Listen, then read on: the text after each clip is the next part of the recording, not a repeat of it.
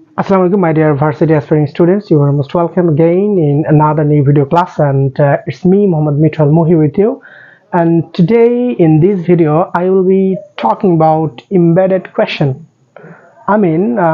This video will be all about embedded question, and this chapter is also very important for your upcoming varsity admission test.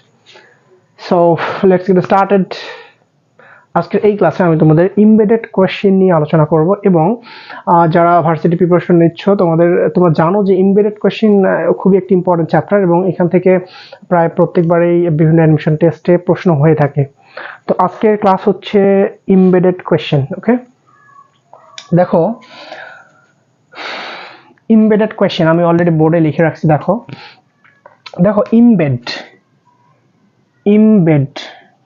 Embed মানে হচ্ছে যুক্ত করা অথবা বলতে পারো স্থাপন করা। তাহলে এমবেড মানে হচ্ছে কি যুক্ত করা অথবা স্থাপন করা।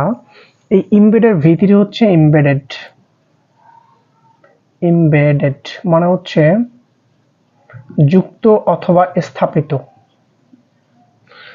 তাহলে এমবেড মানে হচ্ছে যুক্ত করা অথবা স্থাপন করা, আর হচ্ছে এমবেডের ভিতরে হচ্ছে এমবেডেড অর্থাৎ যুক্ত অথবা স্থাপিত। তার মানে এখানে কিছু না কিছু যুক্ত করতে হবে। এখন বিষয়টা হচ্ছে কি যুক্ত করতে হবে। দেখো এমবেডেড কোয়েশ্চেন মানে হচ্ছে আমাদের প্রশ্ন। তার মানে এমবেডেড কোয়েশ্চেন মানে কি হচ্ছে, এমবেডেড মানে যদি যুক্ত হয় স্থাপিত হয় অর্থাৎ স্থাপন করা, আর কোয়েশ্চেন মানে হচ্ছে প্রশ্ন। তাহলে এমবেডেড কোয়েশ্চেন একসাথে করলে মিনিং কি হচ্ছে স্থাপিত প্রশ্ন অথবা প্রশ্নকে স্থাপিত করা বা যুক্ত করা। তাহলে এই দুইটাকে যদি আমরা একসাথে করি তাহলে মিনিং কি হচ্ছে প্রশ্ন যুক্ত করা, প্রশ্ন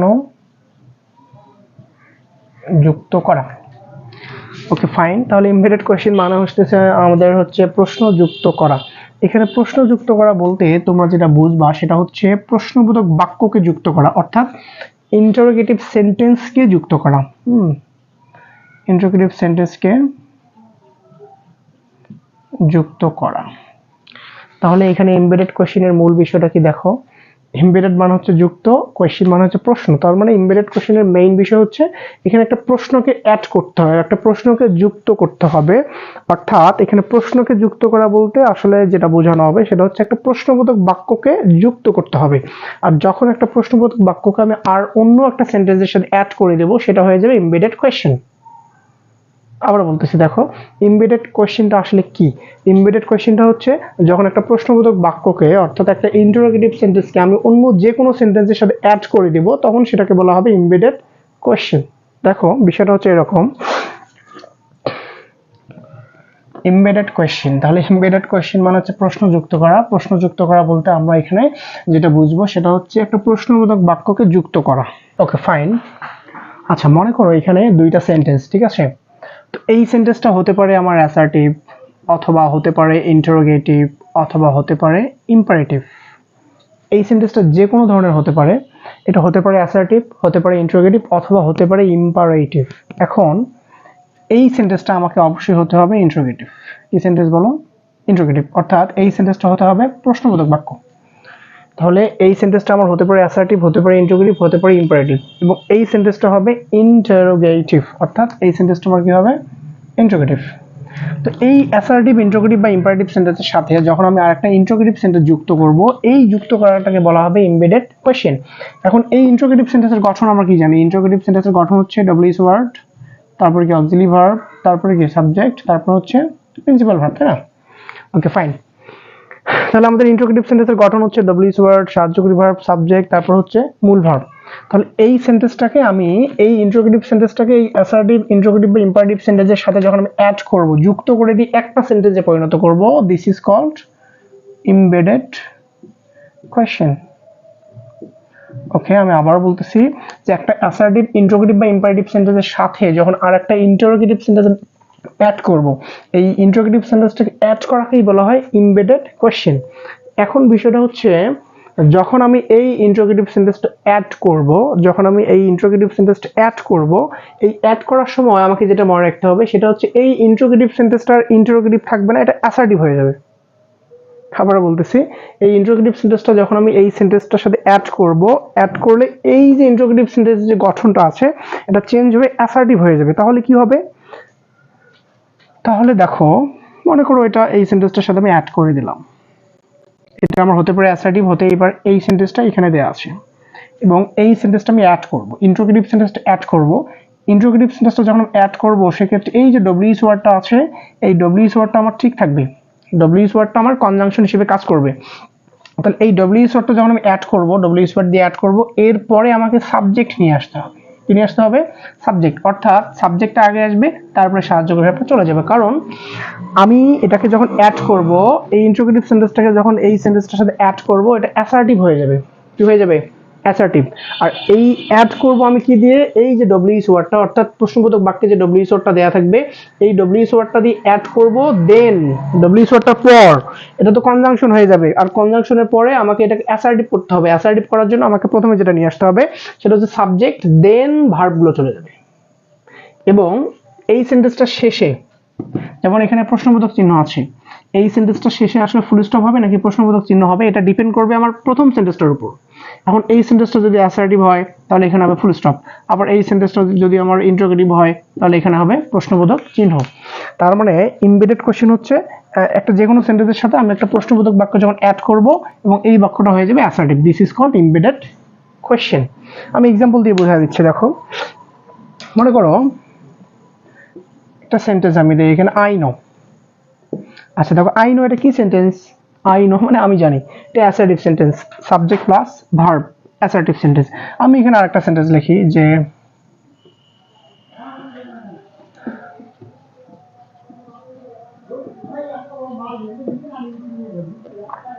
ওকে, আমি এখানে দুইটা সেন্টেন্স লিখছি। দেখো, আই নো এটা হচ্ছে আমার অ্যাসার্টিভ, আর একটা হচ্ছে ওয়্যার আর ইউ লিভিং, তুমি কোথায় বসবাস করতেছো। ওকে, এখানে দুইটা সেন্টেন্স দেওয়া আছে, প্রথমটা হচ্ছে আমার অ্যাসার্টিভ এবং পরেরটা হচ্ছে ইন্টারোগেটিভ। এখন এই দুইটা সেন্টেন্স আলাদা আলাদা আছে, এই দুইটা সেন্টেন্সকে যদি আমি অ্যাড করতে চাই, মানে দুইটা সেন্টেন্সকে যদি আমি একসাথে করতে চাই, যদি এমবেডেড করতে চাই, তাহলে আমি কি করব? দেখো, আই নো তো ঠিকই থাকবে, আই নো এর পর এই যে এই সেন্টেন্সটা আমার ঠিকই আছে, দেন আমি যুক্ত করব কি দিয়ে? ডব্লিউএস ওয়ার্ড দিয়ে। এই যে ডব্লিউএস ওয়ার্ডটা কিন্তু দেওয়া আছে, ওয়্যার, এরপরে আমি কি বলছি? এই ডব্লিউএস ওয়ার্ডের পরে আগে সাবজেক্ট তারপরে ভার্ব। এই সেন্টেন্সটায় সাবজেক্ট কোনটা? ইউ, তাহলে আগে ইউ আসবে, দেন ভার্বগুলো নিয়ে যাও, ইউ আর লিভিং। এখন বিষয়টা হচ্ছে এই যে এখানে যে প্রশ্নবোধক চিহ্ন আছে, এখন আমি শেষে প্রশ্নবোধক চিহ্ন দিব নাকি ফুল স্টপ দেবো, এটা ডিপেন্ড করবে আমার প্রথম সেন্টেন্সটার উপর। যেমন দেখো, প্রথম সেন্টেন্সটা হচ্ছে আই নো মানে অ্যাসার্টিভ, এই যেহেতু অ্যাসার্টিভ তার মানে শেষে আমার ফুল স্টপ বসবে। তাহলে আমি কি করলাম? এখানে আই নো এর সাথে হোয়ার আর ইউ লিভিং, তুমি কোথায় বসবাস করতেছো, এই অ্যাসার্টিভ সেন্টেন্সটার সাথে ইন্টারোগেটিভ সেন্টেন্সটা আমি অ্যাড করলাম, এবং অ্যাড করলাম কি দিয়ে? এই যে হোয়ার দিয়ে, এই ডব্লিউএস ওয়ার্ডটা দিয়ে আমি অ্যাড করলাম, এবং এই ডব্লিউএস ওয়ার্ডটা এখানে কনজাংশন হয়ে যায়। আর যেহেতু এটা কনজাংশন, কনজাংশনের পরে আমাকে ক্লোজ তৈরি করতে হয়, ক্লোজ তৈরি করতে গেলে আমাকে আগে সাবজেক্ট নিয়ে আসতে হয়, তারপরে ভার্ব নিয়ে আসতে হয়। তার মানে এই ইন্টারোগেটিভ সেন্টেন্সটা দেখো, এই ইন্টারোগেটিভ সেন্টেন্সটা এখানে কিন্তু অ্যাসার্টিভ হয়ে গেছে। কিভাবে অ্যাসার্টিভ হয়ে গেছে? দেখো, হোয়ারের পরে subject then verb, subject verb, subject verb, এটা হচ্ছে অ্যাসার্টিভ সেন্টেন্সের গঠন। তাহলে এমবেডেড কোশ্চেন হচ্ছে একটা অ্যাসার্টিভ সেন্টেন্সের সাথে আমি অ্যাড করলাম এই প্রশ্নবোধক বাক্যটা, প্রশ্নবোধক বাক্যটা যুক্ত করে অ্যাসার্টিভ হয়ে গেল, দিস ইজ এমবেডেড কোশ্চেন। তাহলে যে কোনো সেন্টেন্সের সাথে প্রশ্নবোধক সেন্টেন্স, একটা প্রশ্নবোধক বাক্য যদি আমি অ্যাড করি এবং এই বাক্যটা হয়ে যায় অ্যাসার্টিভ, এটাই হচ্ছে এমবেডেড কোশ্চেন। আমি আরো এক্সাম্পল দিচ্ছি। দেখো,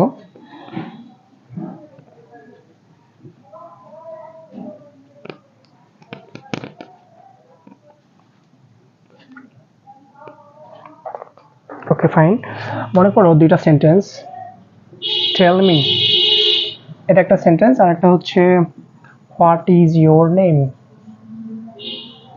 ওকে, হোয়াটস ইউর নেম। দেখো, এখানে দুইটা সেন্টেন্স আছে, টেল মি আমাকে বলো, আর একটা হচ্ছে হোয়াট ইজ ইয়োর নেম, তোমার নাম কি। দেখো, এই সেন্টেন্সটা হচ্ছে আমার ইম্পারেটিভ, আর এই সেন্টেন্সটা হচ্ছে ইন্টারোগেটিভ। এখন এমবেডেড কোশ্চেন হচ্ছে এই দুইটা সেন্টেন্সকে যখন আমি অ্যাড করব তখন সেটা হয়ে যাবে এমবেডেড কোশ্চেন। এখন যদি আমি অ্যাড করি, প্রথম সেন্টেন্সটা ঠিক থাকবে, টেল মি, ডব্লিউএস ওয়ার্ড দিয়ে আমি যুক্ত করব, ডব্লিউএস ওয়ার্ড লিখলাম, ডব্লিউএস ওয়ার্ডের পর আমাকে এই সেন্টেন্সের সাবজেক্টটাকে আগে নিয়ে আসতে হবে। এই বাক্যের সাবজেক্ট কোনটা? ইয়োর নেম, তাহলে এটা আগে আসবে, tell me what your name, তারপরে ভার্ব নিয়ে যাও, ইজ। এখন লাস্টে প্রশ্নবোধক চিহ্ন হবে নাকি ফুল স্টপ হবে, এটা ডিপেন্ড করবে প্রথম সেন্টেন্সটার উপর। টেল মি, এটা কি সেন্টেন্স? এটা ইম্পারেটিভ সেন্টেন্স। যেহেতু ইম্পারেটিভ সেন্টেন্স দিয়ে শুরু হয়েছে, তার মানে ইম্পারেটিভ সেন্টেন্সের শেষে ফুল স্টপ থাকে, তার মানে you should use full stop. তাহলে এই দুইটা সেন্টেন্সকে একসাথে বলে মিনিং কি হচ্ছে? টেল মি, আমাকে বলো, হোয়াট ইউর নেম ইজ, আমাকে বলো তোমার নাম কি। এখানে প্রশ্ন আছে কিন্তু যখন আমি প্রশ্নটা অ্যাড করবো আরেকটা সেন্টেন্সের সাথে, এটা অ্যাসার্টিভ হয়ে যাবে। এখানে অ্যাসার্টিভ হলো কিভাবে? এই যে ইউর নেম সাবজেক্ট, ইজ হচ্ছে verb. Clear? This is embedded question. একটা ইন্টারোগেটিভ সেন্টেন্সকে আর একটা যে কোনো সেন্টেন্সের সাথে অ্যাড যখন আমি করব, অ্যাড করলে এই সেন্টেন্সটা ইন্টারোগেটিভ থাকবে না, এই সেন্টেন্সটা অ্যাসার্টিভ হয়ে যাবে। হোয়াট ইউর নেম ইজ, এই যে ওয়ার্ড দিয়ে আমি যুক্ত করলাম, ইউর নেম হচ্ছে আমার এখানে সাবজেক্ট, সাবজেক্ট ইজ হচ্ছে verb, subject plus verb, assertive সেন্টেন্সের গঠন। ওকে ফাইন, আমি আরো এক্সাম্পল দিচ্ছি, দেখো।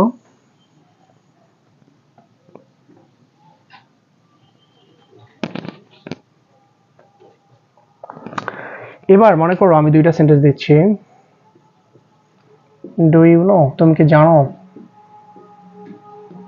when was DU founded? Okay fine, দেখো এখানে আমি দুইটা সেন্টেন্স দিয়েছি,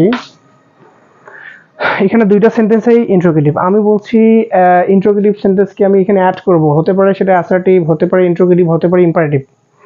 অ্যাসার্টিভ, ইন্টারোগেটিভ বা ইম্পারেটিভ সেন্টেন্সের সাথে আমি আরেকটা প্রশ্নবোধক বাক্য যুক্ত করব। দেখো এইটা হচ্ছে আমার ইন্টারোগেটিভ সেন্টেন্স, এটা আরেকটা ইন্টারোগেটিভ সেন্টেন্স। তাহলে এই দুটাকে আমি কি করব, এখন অ্যাড করব।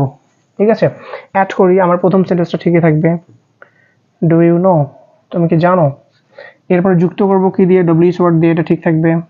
ওয়েন লিখলাম, এই ডব্লিউএস ওয়ার্ড দিয়ে যখন যুক্ত করব, যুক্ত করার পর এই কনজাংশনটা যখন আমি নিয়ে আসবো, এরপরে এইটার ইন্টারোগেটিভ থাকবে না, অ্যাসার্টিভ করতে হবে। তাহলে অ্যাসার্টিভ করতে গেলে আমাকে সাবজেক্ট নিয়ে আসতে হবে। এখানে সাবজেক্ট হচ্ছে ডিইউ, ঢাকা ইউনিভার্সিটি, ডিইউ। এরপরে ভার্বগুলো নিয়ে যাও, তাহলে ওয়াজটা পড়ে যাবে, ওয়াজ ফাউন্ডেড। এখন দেখো এই যে প্রথম যে সেন্টেন্সটা, do you know, do you know, এটা কিন্তু প্রশ্নবোধক বাক্য ছিল। যেহেতু প্রথম সেন্টেন্সটা প্রশ্নবোধক বাক্য ছিল, এখন শেষে প্রশ্নবোধক চিহ্ন বসবে। তাহলে এটার মিনিং কি হচ্ছে, দেখো, ডু ইউ নো, তুমি কি জানো, when do was founded, Dhaka university কখন প্রতিষ্ঠিত হয়েছিল, তুমি কি জানো। তাহলে হচ্ছে এমবেডেড কোশ্চেন আমরা কি করতেছি, দেখো আমি বারবার বলতেছি, এমবেডেড কোশ্চেনে যেটা মোস্ট ইম্পর্টেন্ট ব্যাপার, সেটা হচ্ছে একটা যে কোনো সেন্টেন্সের সাথে আমি আরেকটা প্রশ্নবোধক বাক্য যুক্ত করব। যুক্ত করার সময় আমাকে যে বিষয়টা মনে রাখতে হবে, সেটা হচ্ছে এই ডব্লিউএস ওয়ার্ডটা দিয়ে যুক্ত করব, যুক্ত করে এই সেন্টেন্সটার ইন্টারোগেটিভ থাকবে না, এটা অ্যাসার্টিভ হয়ে যাবে। This is embedded question.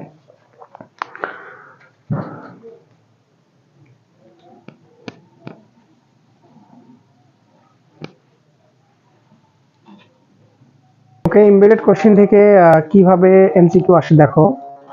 তো প্রশ্নটি হচ্ছে আই হ্যাভ নো আইডিয়া, এরপর ড্যাশ, আমার কোনো ধারণা নেই যে কি, এরপরে ড্যাশ দেওয়া আছে।